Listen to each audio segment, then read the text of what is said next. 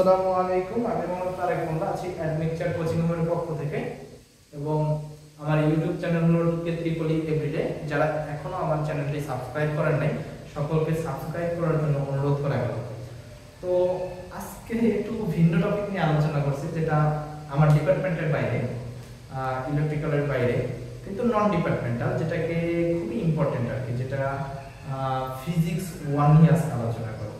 তো ফিজিক্স 1 এর দ্বিতীয় অধ্যায়ে যে ভেক্টর যোগে সামান্তরিকের সূত্র, এইটা আপনার ফাইনাল পরীক্ষার জন্য 100% থাকবেই।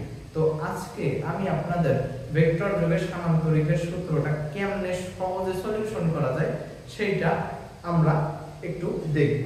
সর্বপ্রথম আমাদের বুঝতে হবে আসলে ভেক্টর জিনিসটা কি। মনে করেন আপনি কলমের ওয়েটটা পরিমাপ করতে চাইতেছেন। এখন যে ওয়েট আপনি অনুভব করতেছেন, নরমালি কলমটা যদি আপনার হাতে রাখেন তখন যে ওয়েট অনুভব করবেন, কিন্তু এই কলমের উপরে যদি আরেকটা এক্সট্রা বল চাপানো হয়, নরমালি আমি বুঝি যে এই কলমটা নরমালি কিন্তু নিচের দিকে যাচ্ছে নাকি, ওর নিচের দিকে একটা ওয়েট কাজ করতেছে, বল কাজ করতেছে না। কিন্তু যখনই এইটাই আপনি অন্য আরেকটা বল প্রয়োগ করবেন তখন কিন্তু আপনি হাতে আগের মতো বল অনুভব করতেছেন না, কারণ এটা একের অধিক বল দেওয়া হয়েছে। তখন কাহিনী কি করবে, আগে যেই দিকে কলমটা পড়তো, এখন এইখানে যদি একটা বল দেন তখন দুইটা বল, একটা কলমের নিচের বল আর একটা আমি দিতেছি নাকি, দুইটা বল কিন্তু ক্রিয়া করবে। তখন কি করবে, দুইটা বল ক্রিয়া করার ফলে ওর কি হবে, আগে যেই দিকে পড়তো এখন কিন্তু এই দিকে বল দেওয়ার ফলে ওর দিকটাও কিন্তু আগে তুলনায় পরিবর্তন হয়ে যাবে নাকি। তার মানে আপনি যখন একের অধিক বল প্রয়োগ করবেন তখন দুইটা কাহিনী করবে, একটা হলো ওর মানের পরিবর্তন করবে, আরেকটা দিকের পরিবর্তন করবে। তো সেই ক্ষেত্রে ভেক্টরের ক্ষেত্রে আপনি কি পাবেন, ভেক্টরের ক্ষেত্রে দুইটা জিনিস পাবেন, একটা হলো মান আর একটা হলো দিক। তো কেমনে পাবো সেটা নিয়ে একটু আলোচনা করি। দেখেন, ভেক্টর যোগে সামান্তরিকের সূত্রে যেটা বুঝাইতে চাইছে সেইটা হলো যে কোন একটা বিন্দুতে একই বিন্দুতে দুইটা বল যদি ক্রিয়া করে, একটা বিন্দুর উপর দুইটা বল কাজ করতেছে, এই যে এই বিন্দুর উপর এই জিনিসটার উপরে যখন দুইটা বল কাজ করে, মানে একটা বিন্দুতে দুইটা বল ক্রিয়া করলে একই বিন্দু হতে অঙ্কিত কোণই লব্ধির মান ও দিক নির্দেশ করবে। অর্থাৎ আমি মনে করলাম যে এইখানে ও একটা বিন্দু, এই ও বিন্দু থেকে লক্ষ্য করে ভালো করে, এই ও বিন্দুতে দুইটা বল কাজ করতেছে, একটা এই দিকে আর একটা এই দিকে। ও বিন্দুতে দুইটা বল কাজ করতেছে, একটা পি বল আর একটা ধরলাম কিউ বল। এখন যখনই একটা বিন্দুতে দুইটা বল ক্রিয়া করে, ও বিন্দুতে যখন পি এবং কিউ দুইটা বল ক্রিয়া করতেছে, একই বিন্দু হতে অঙ্কিত লম্ব কর্ণ, অর্থাৎ এই ও বিন্দু থেকে এই কর্ণ যে অঙ্কন করব, এই কর্ণটাই মূলত লব্ধির মান ও দিক নির্দেশ করবে। অর্থাৎ আমি যে এই যে এখানে যে ওজনটা দিলাম, এইটা টোটাল বলটা, এবং এই ওজনটার ফলে কলমটা আমার কোন দিকে গেল, এই দুইটা জিনিস আমাদের নির্দেশ করবে। একটা হলো লব্ধির মান, আরেকটা হলো লব্ধির দিক। এখন এই টপিক বোঝার আগে আমার যেটা বুঝতে হবে সর্বপ্রথম, যে আসলে পিথাগোরাসের একটা উপপাদ্য আছে, পিথাগোরাসের খুবই ফেমাস একটা সূত্র আছে, যে সূত্রটা হলো অতিভুজ স্কয়ার সমান লম্ব স্কয়ার প্লাস ভূমি স্কয়ার। এখন এইটা আসলে কোন ত্রিভুজের ক্ষেত্রে প্রযোজ্য এইটা অনেকেই আমরা জানি না। এইটা সমকোণী ত্রিভুজের ক্ষেত্রে প্রযোজ্য। সমকোণী ত্রিভুজ আমরা কাকে বলবো, সমকোণী ত্রিভুজ আমরা বলবো যে ত্রিভুজের একটা কোণ সমকোণ, সমকোণের মান হলো 90 ডিগ্রি। তো দেখেন, যখনই আমরা এই এরকম কোন ত্রিভুজ যখন লম্ব সোজাসুজি এভাবে আসবে, তখনই কিন্তু এখানে একটা 90 ডিগ্রি কোণ উৎপাদন করবে। নরমালি একটা বৃত্তের 360 ডিগ্রি কোণ নাকি, এইখান থেকে শুরু করে এই চারপাশে 360 ডিগ্রি আছে। তো এইটা যদি চারটা ভাগ করি, সেক্ষেত্রে দেখেন চারটা ভাগ করলে এখানে 90, এখানে 90, আচ্ছা তাহলে কিন্তু এখানে 90 থাকে, এখানে 90 থাকে, এখানে 90 থাকে। এখন এইখান থেকে প্রত্যেকটা 90 থেকে আমি যদি এই একটা কোণ রাখি, তাহলে এতটুকুর মান কিন্তু 90 ডিগ্রি থাকে। অর্থাৎ এই সোজাসুজি লম্ব ভাবে যদি আমি এখানে থাকি তাহলে 90 ডিগ্রি থাকে। 90 ডিগ্রি মানে হলো এক সমকোণ, এক সমকোণ হইলে এইটাই সমকোণী ত্রিভুজ। তাইলে এটা পিথাগোরাসের সূত্র অবলম্বন করতে পারবো বা পিথাগোরাসের সূত্র অ্যাপ্লাই করতে পারবো। আর দুটো জিনিস জানতে হবে, যে sin θ = লম্ব বাহু ত্রিভুজ আর cos θ = ভূমি বাহু ত্রিভুজ। এই দুটো জিনিস আমাদের এখানে জানতে হবে। তো দেখেন, আমরা আমাদের এই যে এই ত্রিভুজের জন্য কি হবে, আমাদের উদ্দেশ্য এই r টুকুর মান বের করা, এইটাই হলো লব্ধির মান। আর দিক কোণটা এই 8টা কোণ দিকে গেছে, এই যে ভূমির সাথে কত ডিগ্রি কোণ করে 8টা গেছে, এইটা হলো দিকের মান। তো লব্ধির মান এবং দিক আমাদের নির্ণয় করতে হবে, দুইটা জিনিস। এই দুইটা জিনিস নির্ণয় করার আগে বুঝি যে এই এতটুকু যদি আলফা কোণ হয়, যেহেতু এটা সামান্তরিকের বিপরীত বাহু সমান, এই বাহুটা এবং এই বাহুটা সমান হবে, তাহলে এতটুকু যদি আলফা কোণ হয়, এতটুকু কিন্তু আমাদের আলফা কোণই হবে। যদি সমান দাগ দেয় তাহলে কিন্তু আমাদের কি আলফা কোণই হচ্ছে। এখন এটা দেওয়ার কারণ আছে, তার আগে বুঝি যে যেহেতু সামান্তরিকের বিপরীত বাহু সমান, এখানে যেহেতু পি বল কাজ, এখানে যেহেতু কিউ বল কাজ করছে, এটার বিপরীত বাহু তো কিউ বল কাজ করবে। এখানে যেহেতু পি বল কাজ করছে, এটার বিপরীত বাহু পি বল এই কাজ করবে, এটা মনে রাখতে হবে। আচ্ছা গেল। এখন আমার উদ্দেশ্য হলো আর এর মান বের করা। আর এর মান যদি বের করতে হয় তাহলে আমরা কিন্তু এই ত্রিভুজটুকু নিয়ে কাজ করতে পারি।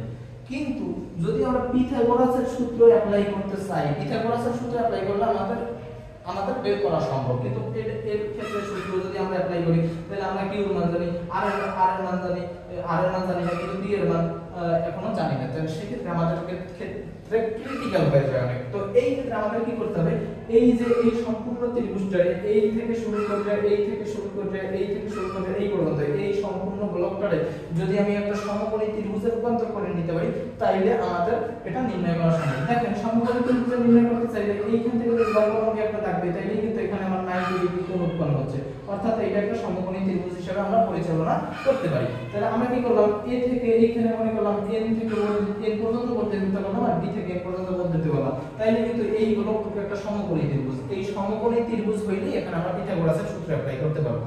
তো আমরা কি করতে পারি, এগুলো তো বুঝলাম নাকি। আমরা যে কাজটা করতে পারি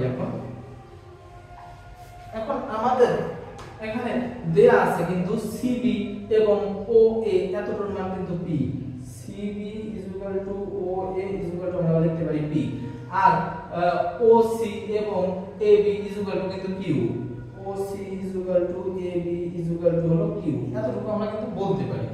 আর O থেকে D পর্যন্ত যেটা ওইটাকে আমরা বলি R ভেক্টর, তাহলে OB হলো R ভেক্টর, এতটুকু আমরা বলতে পারি।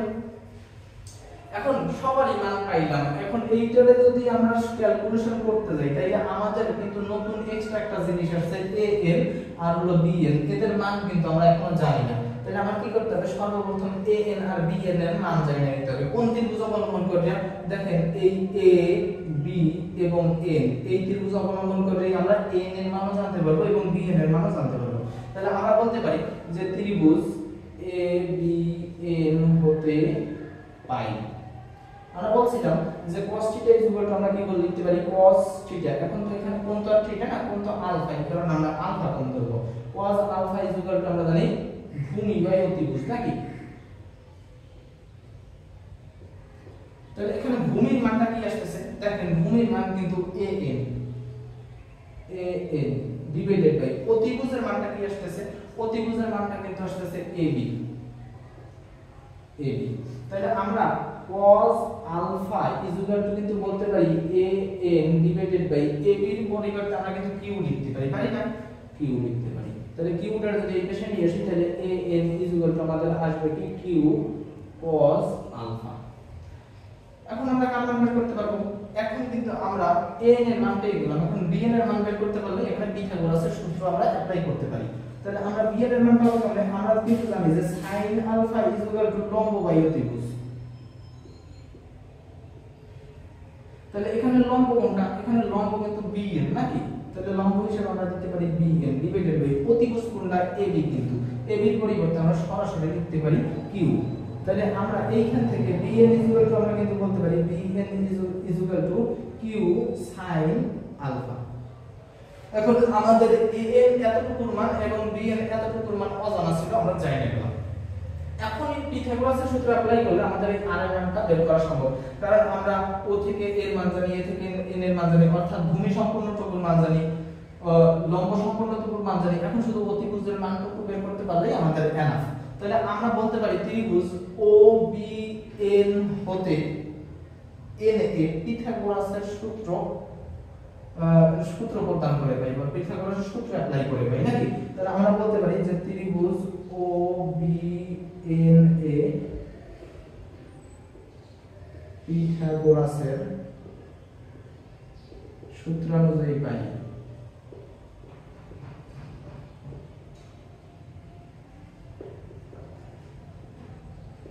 তাহলে পিথাগোরাসের সূত্র আমরা কি করতে পারি, এটাই কিন্তু লব্ধির মান বলবে নাকি। পিথাগোরাসের সূত্র আমরা কি বলতে পারি যে অতিভুজ স্কয়ার সমান সমান লম্ব স্কয়ার প্লাস হলো ভূমির স্কয়ার।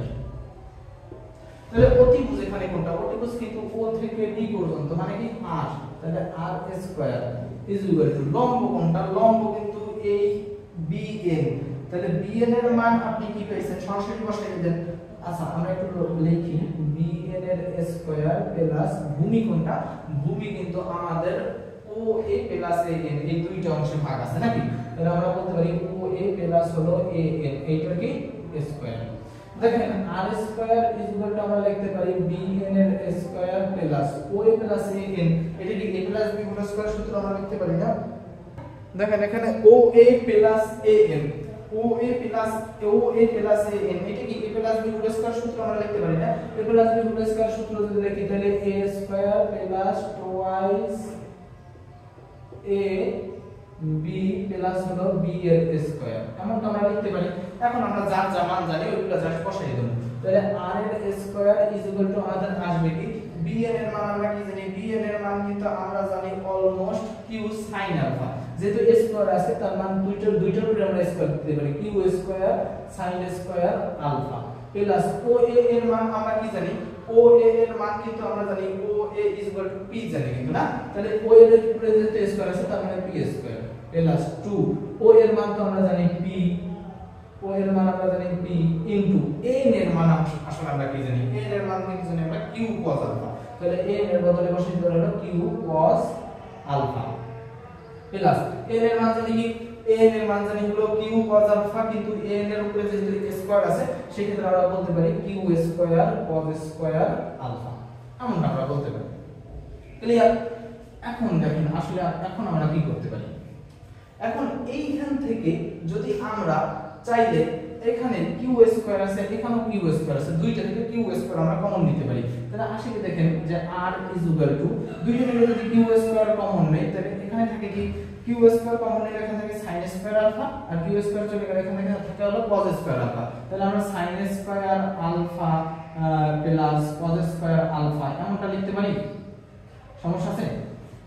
গেল আর কি থাকতেছে p square plus 2pq cos alpha, তাহলে আর থাকতেছে হলো plus p square plus 2pq cos alpha এমনটা থাকতেছে।